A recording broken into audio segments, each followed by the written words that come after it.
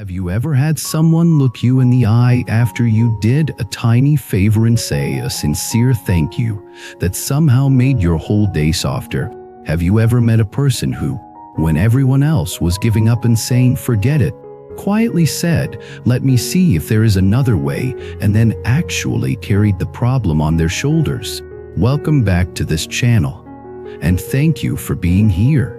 This is the script for the 8th article in this batch, and today we are going to talk about something that looks very small on the surface, but in truth reaches all the way down into the soul of a person. The original text we are expanding from says that people with truly good character often have 3 sentences on their lips. They say thank you, they say let me think of another way, and they say if you need help, tell me, I will carry this with you.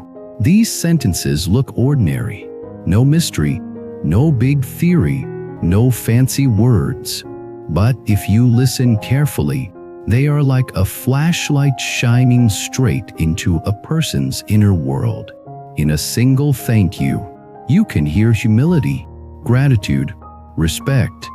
In a quiet let me think of another way, you can hear responsibility, courage, persistence. In a simple if you need help, tell me, you can hear kindness, compassion, and a willingness to stand in front of the wind with you. So today, let us sit down like friends and slowly unpack these 3 sentences. We will tell stories. We will look at the invisible cause and effect behind small words. We will ask why some people's mouths seem to carry warmth and blessing, while others' mouths seem to carry coldness and harm. And most importantly, we will ask how we ourselves can become that person whose casual sentences reveal a beautiful soul. Imagine you are carrying 2 heavy bags up the stairs. The handles are cutting into your fingers. Your shoulders ache. No one seems to notice. Suddenly a stranger rushes over and says, "Let me hold one for you." You hesitate, then accept. Together you climb the stairs. The weight on your body instantly lighter. When you reach the landing, you turn and say, "Thank you," sincerely, from your chest. Now imagine the same scene, but when you say thanks, the stranger just shrugs and walks away, not even looking at you. Your gratitude has nowhere to land. The moment feels strangely incomplete. Words are like bridges. If one side extends and the other side stays rigid, the bridge cannot form. When both sides meet halfway, something very human and very sacred happens. Hearts touch. That is why people who truly understand life, no matter how high their status or how simple their background, often have the habit of saying thank you. Not polite thank you stamped on the surface, but thank you that comes with eye contact, a small pause, and genuine feeling.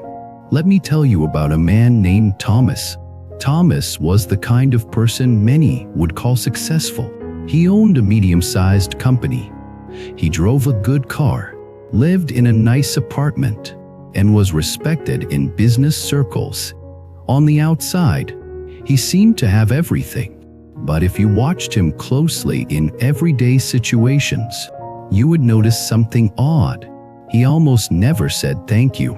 When the security guard opened the gate for him in the morning, he walked past without a word. When his assistant handed him a neatly prepared document, he flipped through it and only commented on the one typo he found. When a waiter brought food, he checked it silently, never looking up. In his mind, he did not feel that he was rude. He thought, I pay these people. This is their job. Why should I thank them for what they are supposed to do? At first, people around him tolerated it. His assistant told herself, he is just busy. The security guard smiled anyway. The waiter bowed politely. But over time, something in the atmosphere changed. In meetings, his team did the minimum, not because they were lazy, but because they felt unseen. When they solved problems, He pointed out flaws without ever acknowledging effort. Slowly, their hearts closed. They no longer felt proud to stand beside him. They felt used. Then the company went through a rough patch. A major client pulled out. Some investments went wrong. Cash flow became tight. It was the kind of time when a leader needs loyalty from his people. Instead, one by one, key staff quietly left. New clients, hearing stories from former employees, hesitated to sign. One evening, sitting alone in his office, Thomas asked an older friend why everything seemed to be falling apart at once.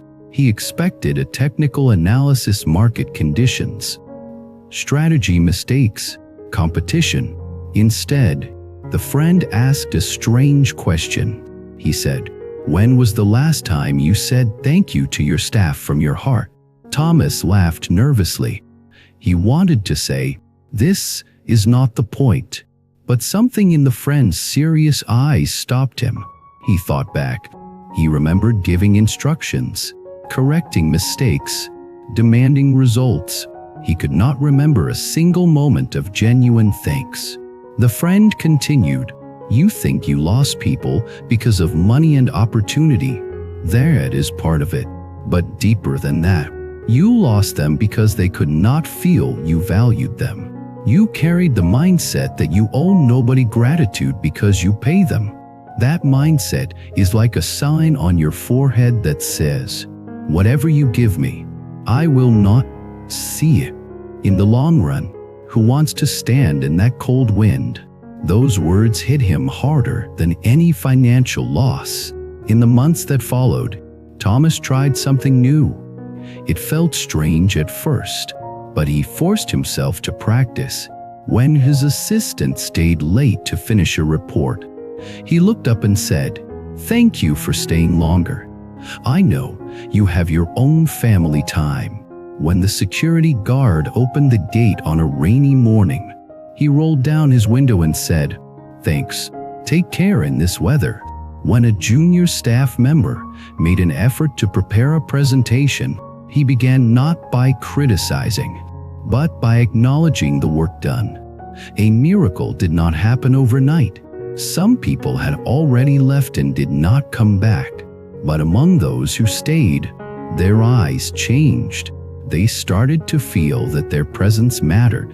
They became more willing to bring ideas, not just follow orders. Slowly, the company culture warmed. More importantly, Thomas himself changed. By practicing thank you, his heart began to soften. He started to see that his so-called success was standing on many invisible shoulders: parents who had sacrificed for his education, teachers who had encouraged him, staff who had worked overtime, clients who had taken a risk to trust him. That realization did not make him smaller. It made him more fully human. This is what the original article meant when it said that people with good character, almost without thinking, say thank you. They are not acting. They are simply letting their inner recognition flow out. Thank you is not just polite noise. It is an inner bow. It says, "I see your effort. I see that you did not have to do this. I see that my life is not built only by myself." Think about your own day. How many small acts of kindness pass through it unnoticed? The driver who slows down so you can cross. The colleague who reminds you of a deadline. The friend who listens to your complaints again. The parent who sends you a message just to check if you have eaten. You could brush all of this off as normal, or you could let a quiet thank you arise, even if you do not always say it out loud.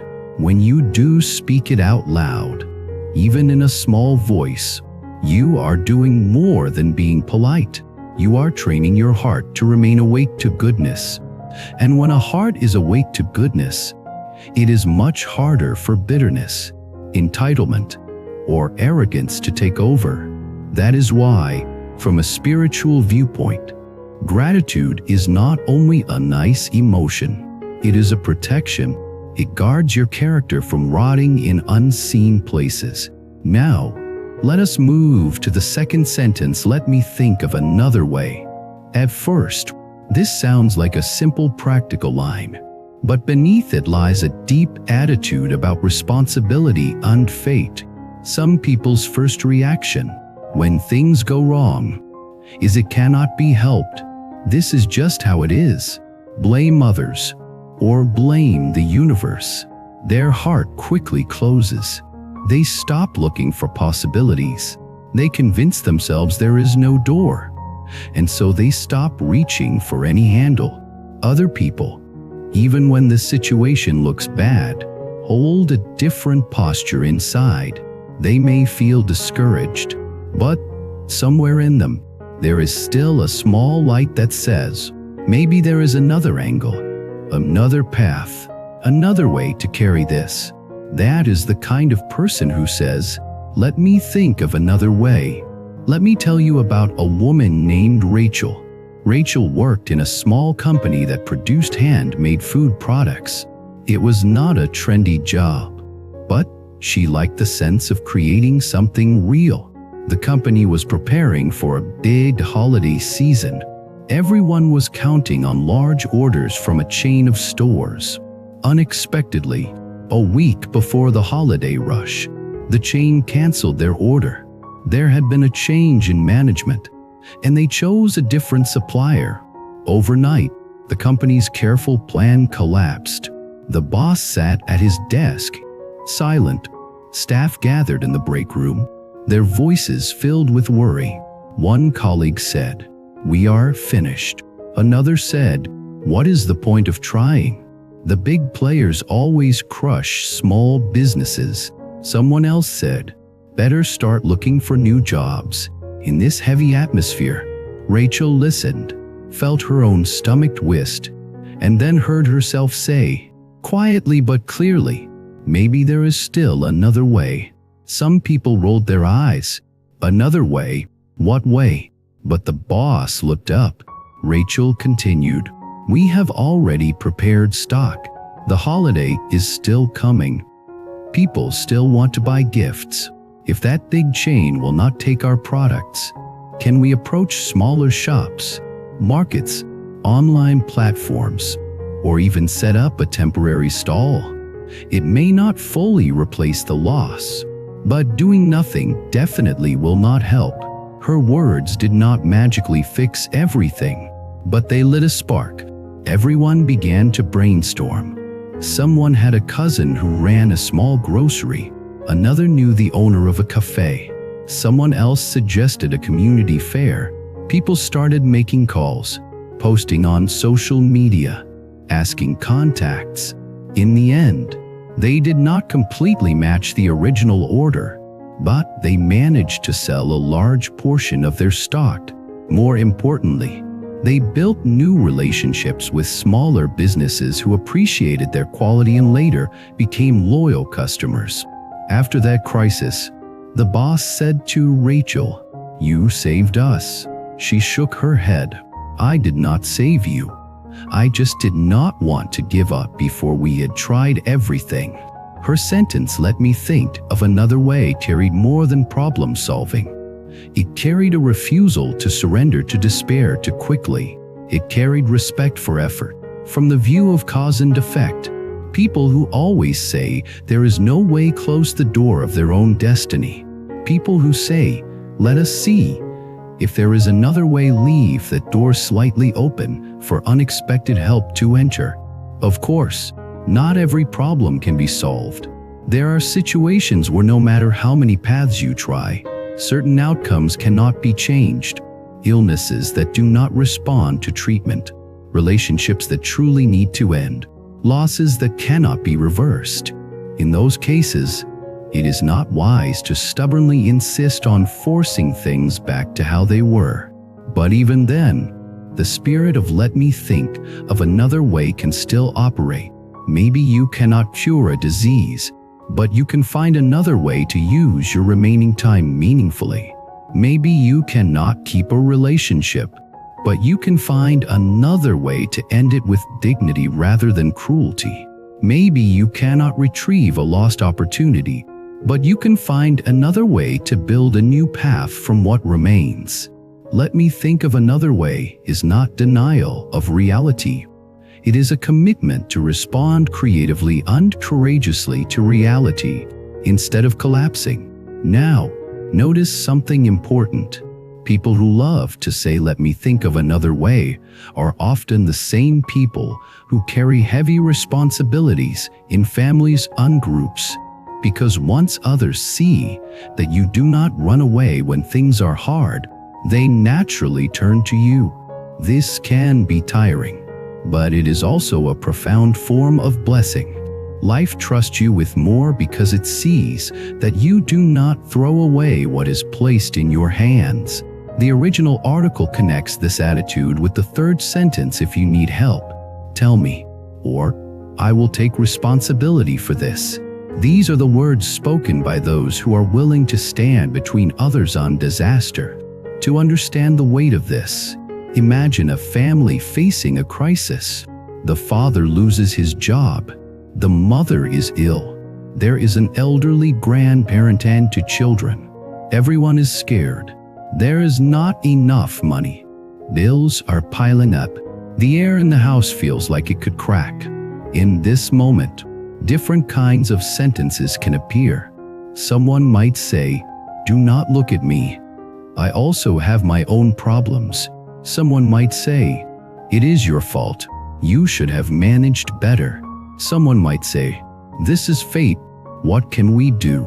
And then, maybe, there is one person, perhaps a grown child, perhaps a sibling, perhaps a close friend, who says, "I do not know how yet, but I will carry as much of this as I can." That person might take on extra work, help organize paperwork, accompany the sick parent to the hospital, cook, take care of the younger ones. They may not be perfect. They may feel overwhelmed, but their willingness to step forward changes the emotional climate for everyone. In spiritual language, when someone says, "I will carry this," they are generating powerful compassion and merit.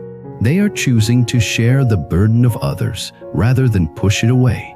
Let us tell the story of a young man named Leo. Leo grew up watching his mother struggle with 2 jobs to support him and his little sister after their father left. She never complained, but he could see the tiredness in her back as she bent over laundry at midnight. As a teenager, he often felt angry and unfairly treated. He would think, "Why do other kids have fathers who pick them up, while I have to watch my mother wipe sweat from her forehead?"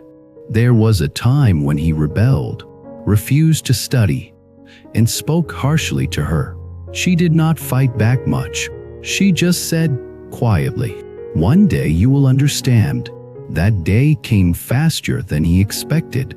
When he was in his early 20s, his mother was diagnosed with a serious illness. Suddenly the pillar of the family was shaking. Hospital visits, medications, tests, and the fear that she might not survive placed a heavy shadow over everything. At first, Leo wanted to run. The hospital smell made him nauseous. The sight of his strong mother, now weak, made his chest ache. He thought, "I cannot handle this." Then one night, sitting alone in a quiet hallway, he remembered all the nights she had waited for him, all the times she had stood between him and hardship, all the time she had silently carried responsibility. A thought rose in his mind, clear and strong. "Now it is my turn." The next morning, he took a deep breath, looked into her eyes, and said, "From now on, I will take care of things. Do not worry about money or about my sister. I will handle it." He did not magically become rich. He did not suddenly have all the answers. He still struggled and made mistakes. But that decision, that sentence, reshaped his character. He took on extra part-time work. He learned how to read medical reports. He asked relatives for temporary help without shame. He walked his sister to school. He sat next to his mother during treatments. There were days when he felt exhausted and resentful. On those days, he would recall his own words, "I will take care of things," and they would pull him upright like a spine. Years later, looking back, he realized that the period he had once feared most was actually the time when he grew the most as a human being. His heart had stretched. His sense of responsibility had deepened. A person who is willing to say, sincerely, "If you need help, I will stand with you," is offering more than labor. They are offering their life force. They are saying, "Your suffering is not just your problem. It is also mine." From the perspective of cause and effect, this kind of willingness sends a very strong message into the universe. When I have strength, I share it. Life tends to remember such vows. When these people later fall into hardship themselves, help often arrives from unexpected places. Maybe not immediately, maybe not in the form they imagined. But the seeds they sowed earlier blossom in their own time.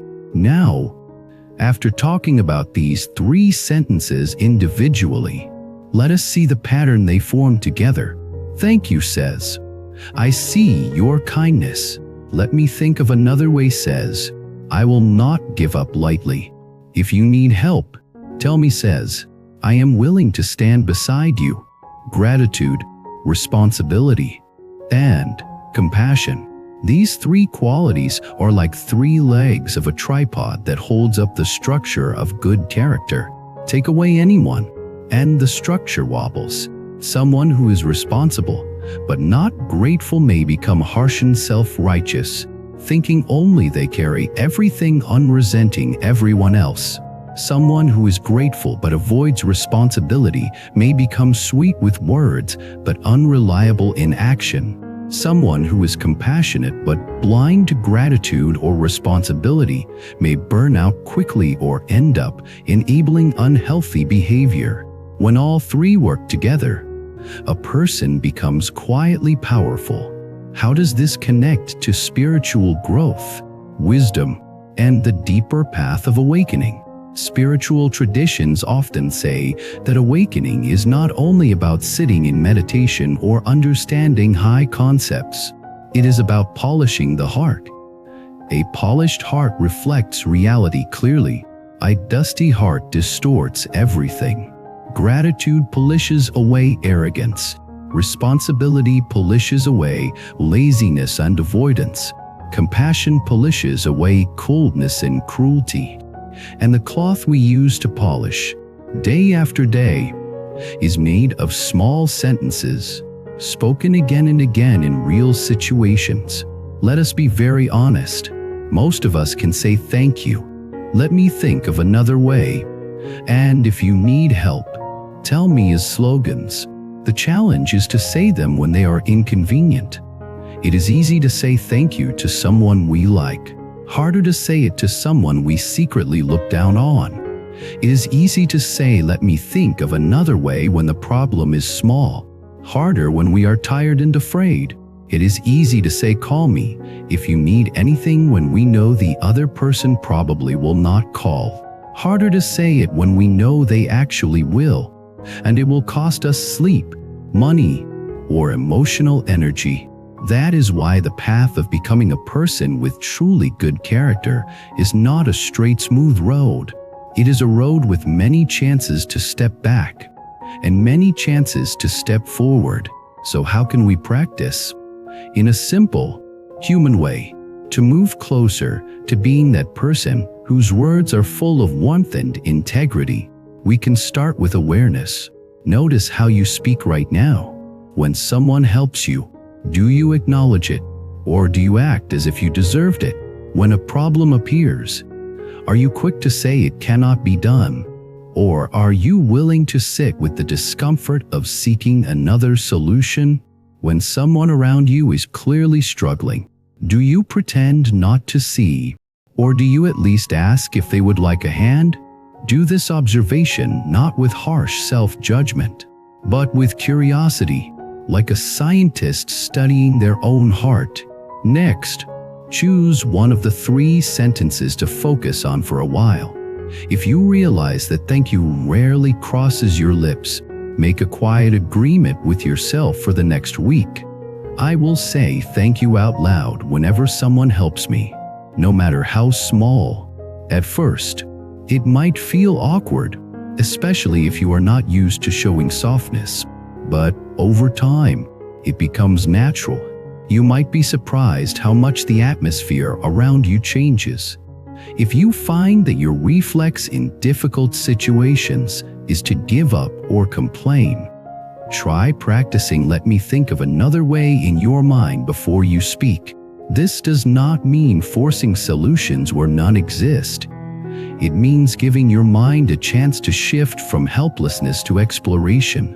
The simple act of asking, "Is there another angle?" opens doors that would remain hidden if you immediately shut down. If you notice that you usually avoid getting involved in other people's problems, you can practice offering small, concrete help. You do not have to save everyone. You do not have to carry more than you realistically can.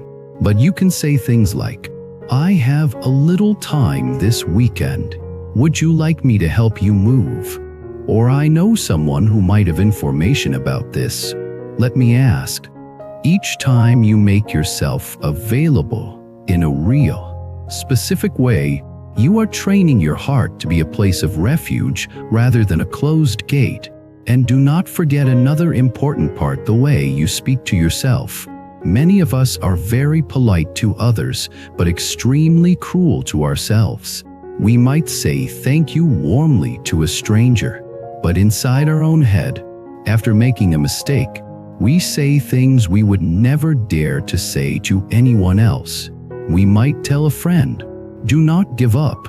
There is another way," yet tell ourselves, "You always fail. Just stop trying." We might rush to help others, but refuse any help for ourselves, carrying everything alone until we collapse. Real character includes how you treat your own heart. Try telling yourself thank you sometimes. Thank you for surviving. Thank you for trying again. Thank you for showing up today even though you are tired.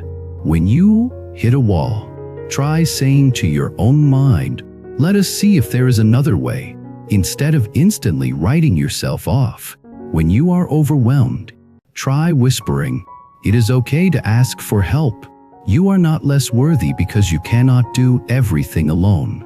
The tone you use with yourself will naturally spill into the tone you use with others. A person who is habitually vicious inside will find it very hard to be genuinely kind outside for long. A person who is learning to be firm but gentle with themselves can share that same quality with those around them. Now, before we close, let us imagine 2 different versions of you living in the same outer life. In the first version, you rarely say thank you. You often say there is no way. You almost never say let me help you. Your relationships feel cold. People see you as distant, demanding, or self-centered. When good things come, you treat them as normal and still feel empty. When bad things come, you feel abandoned and cursed. Your days may be full of activity, but your inner world feels dry. In the second version, you say thank you often and mean it. You practice saying, "Let me think of another way" when things get hard. You say, "If you need help, tell me." And you act on it within your real limits. Your outer life may still be challenging. You will still face problems, but you will be surrounded by more goodwill. People will feel safe around you.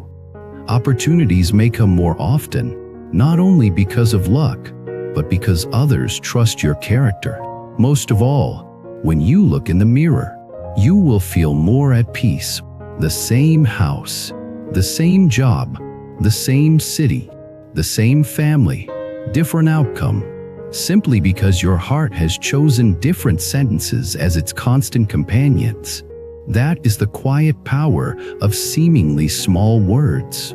As we wrap up this long reflection, I want to invite you into a little exercise. Think back over your own life. Who is someone whose thank you still remember years later? Maybe it was a teacher, a doctor, a stranger, a child. What did that moment feel like? Who is someone who said in a difficult moment, "Let us see if there is another way," and actually walk that path with you? How did that change your story? Who is someone who said, sincerely, "If you need me, I am here," and really meant it? How did that presence support your heart? Now ask yourself a brave question. In whose memory will your thank you live? In whose dark night will your "let me think of another way" echo? In whose crisis will your "I will help you" stand like a lamp on the road? None of us can be perfect. None of us will always say the right thing.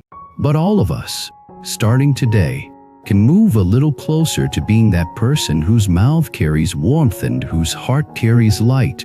If you feel comfortable, share in the comments one sentence someone once said to you that revealed their beautiful character, or once sentence you would like to practice more in your own life from today on. It might be a simple thank you, a brave "let us find another way," or a gentle "if you need me, I am here." Your story might remind someone else that goodness still exists in this world. If this script resonated with you, if it gave you a new way to look at the power of small words and everyday character, please remember to like the video, subscribe to the channel, and turn on notifications so you do not miss future uploads. If you want to support this space more deeply, you can also consider joining as a member. That support helps us continue creating long-form content about awakening, wisdom, cause and effect, compassion, practice, and the quiet ways we build our destiny through every sentence we speak. Thank you for spending this time here. Thank you for the attention of your heart. May the words that leave your mouth become gentle steps that carry you and others toward a kinder, clearer life. At the end of the day, we all need something that brings us back to ourselves. Something that reminds us to slow down, breathe, and stay centered. Simple bracelet can do exactly that. Every bead you touch brings your mind back to calm, back to clarity, back to the present moment. If one of the bracelets you just saw resonates with you, you can find the purchase link in the video description and explore more beautiful styles in our channel store. Let the one meant for you find its way to your wrist.